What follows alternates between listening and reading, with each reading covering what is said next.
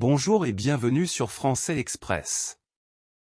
Aujourd'hui, découvrons ensemble la vie extraordinaire d'un des plus grands scientifiques de l'histoire, Albert Einstein. Préparez-vous à explorer une histoire pleine de découvertes, de défis et d'inspiration. Albert Einstein est né le 14 mars 1879, dans la ville d'Ulm, en Allemagne, au sein d'une famille juive modeste. Son père, Hermann, dirigeait une petite entreprise d'électrochimie, tandis que sa mère, Pauline, jouait du piano et veillait sur l'éducation de ses enfants. Dès son enfance, Einstein montra des signes de curiosité et d'indépendance, bien qu'il ait appris à parler plus tard que la plupart des enfants. Sa lenteur dans l'apprentissage du langage lui valut le surnom de l'idiot dans sa famille, mais cela n'affecta pas son développement intellectuel exceptionnel. Quand il avait 5 ans, une expérience changea sa vie. Son père lui montra une boussole, un objet simple en apparence, mais qui éveilla en lui des questions fondamentales. Comment l'aiguille pouvait-elle bouger, même sans contact visible? Cette fascination pour l'invisible fut le point de départ de son intérêt pour la science. Cette même année, il reçut un cadeau marquant, un livre d'introduction à la géométrie. Cet ouvrage devint l'un de ses trésors et développa son amour pour les mathématiques. Durant son enfance, Einstein n'était pas un enfant particulièrement sociable. Il préférait rester seul, réfléchissant profondément à des concepts qu'il ne comprenait pas encore pleinement.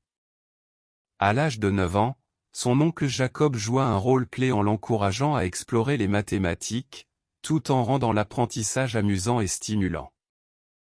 Ces encouragements, combinés à sa curiosité naturelle, lui donnèrent une base solide pour ses futures découvertes.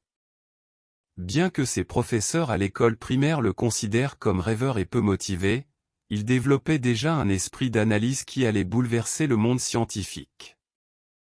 En 1905, souvent appelée l'annus mirabili ou année miraculeuse, Einstein bouleversa le monde scientifique avec 4 articles révolutionnaires publiés dans une revue de physique.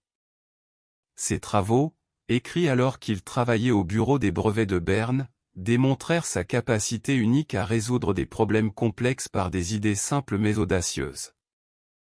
Parmi ces articles, celui qui introduisait l'équation E égale mc était le plus célèbre.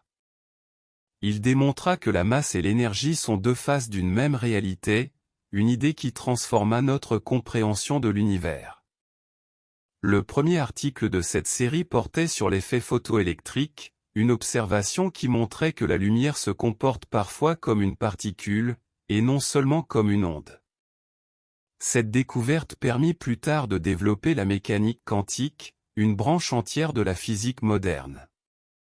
Grâce à ce travail, Einstein reçut le prix Nobel de physique en 1921, bien que l'équation E égale mc soit souvent plus associée à son génie dans l'imaginaire collectif. Un autre article de 1905 traitait du mouvement brownien, un phénomène où des particules minuscules, comme les grains de pollen, bougent de manière aléatoire dans un liquide. En expliquant ce phénomène par des atomes invisibles, Einstein apporta une preuve expérimentale de l'existence des atomes, confirmant des théories que beaucoup de scientifiques considéraient encore comme spéculatives à l'époque. Le troisième article, sur la relativité restreinte, changea notre compréhension du temps et de l'espace. Einstein montra que le temps n'était pas une constante universelle mais qu'il pouvait ralentir ou accélérer en fonction de la vitesse à laquelle un objet se déplace. Cette idée, bien qu'étrange à première vue, fut validée par des expériences ultérieures et reste au cœur de la physique moderne. Elle expliquait également pourquoi la lumière voyage toujours à la même vitesse, quelle que soit la perspective de l'observateur. Ces avancées furent réalisées dans des conditions modestes. Einstein travaillait à plein temps au bureau des brevets, où il analysait les inventions soumises par d'autres. Ce travail, bien qu'il ne soit pas lié directement à la recherche scientifique, lui laissait des moments de calme pour réfléchir à ses propres idées. Il aimait raconter plus tard que son emploi l'avait aidé à développer sa créativité, car il l'obligeait à examiner comment les concepts théoriques pouvaient être appliqués dans le monde réel. Avec ses découvertes, Einstein gagna rapidement la reconnaissance de la communauté scientifique internationale. Pourtant, il restait modeste et attribuait souvent ses réussites à une capacité à vous poser les bonnes questions. Cette humilité, combinée à son génie, faisait de lui une figure respectée mais aussi accessible, marquant le début d'une carrière qui allait continuer à défier les limites du savoir humain. En 1933, la montée du nazisme en Allemagne força Albert Einstein à quitter son pays natal. Étant juif, il était directement menacé par le régime de Hitler, qui méprisait aussi ses théories scientifiques, les qualifiant de sciences juives. Einstein trouva refuge aux États-Unis, où il accepta un poste à l'Institut d'études avancées de Princeton. Cette période de sa vie marqua une transition importante, non seulement dans sa carrière scientifique, mais aussi dans son engagement politique et social. Aux États-Unis, Einstein s'inquiétait des développements technologiques en Allemagne, notamment en ce qui concernait l'arme nucléaire.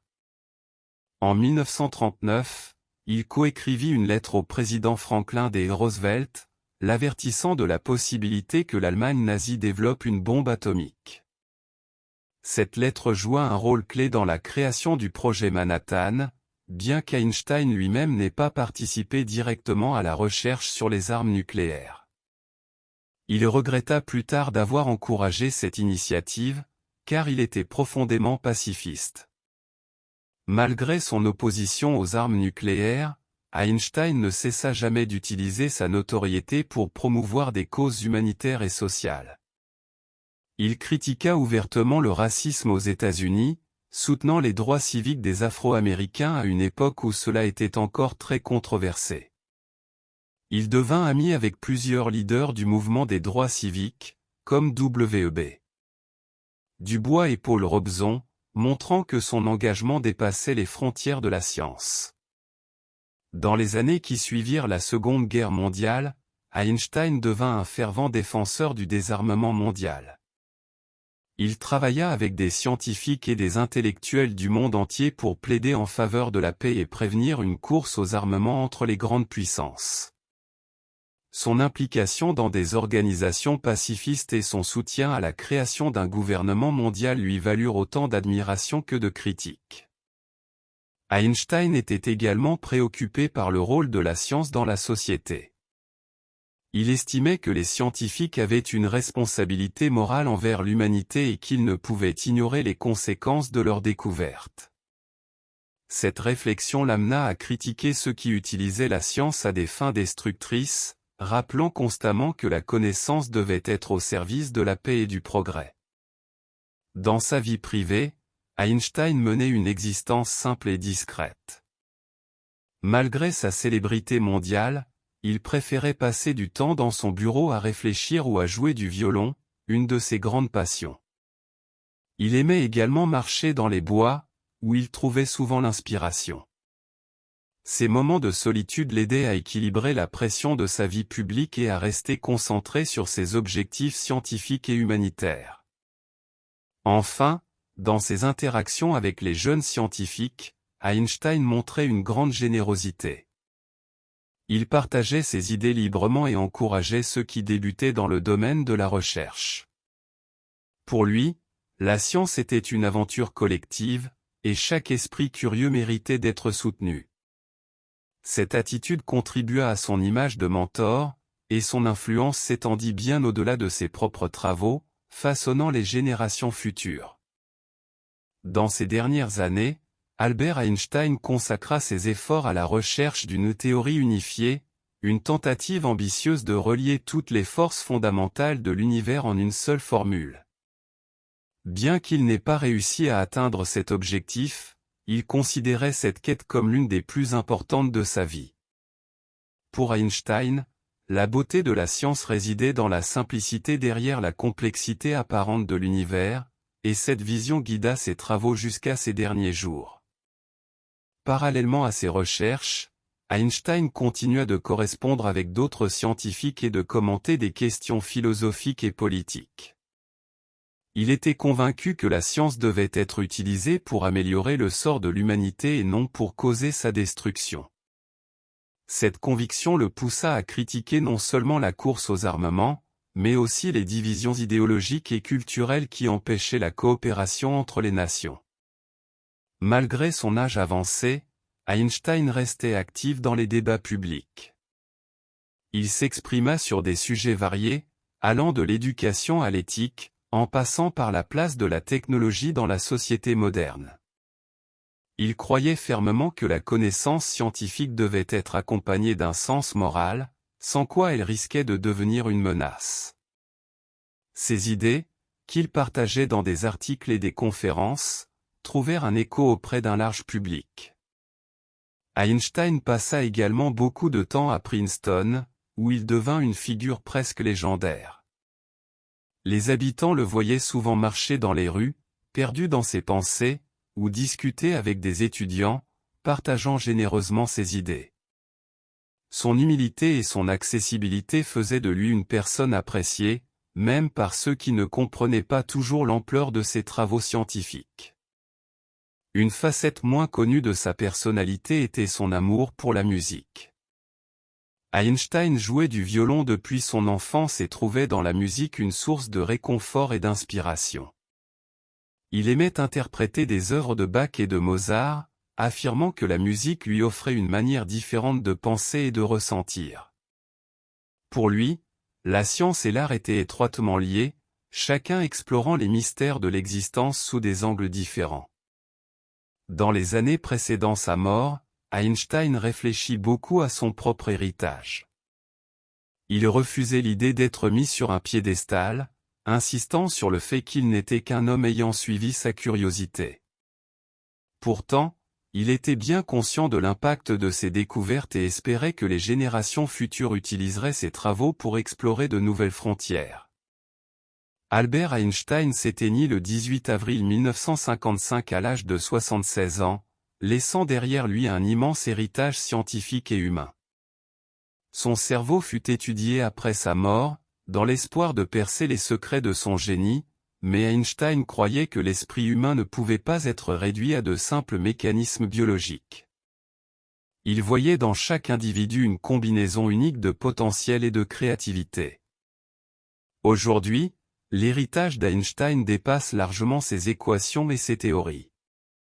Il est devenu un symbole de curiosité intellectuelle et de courage moral. Ses travaux continuent d'influencer la physique moderne, tandis que ses idées sur la paix et la justice restent pertinentes.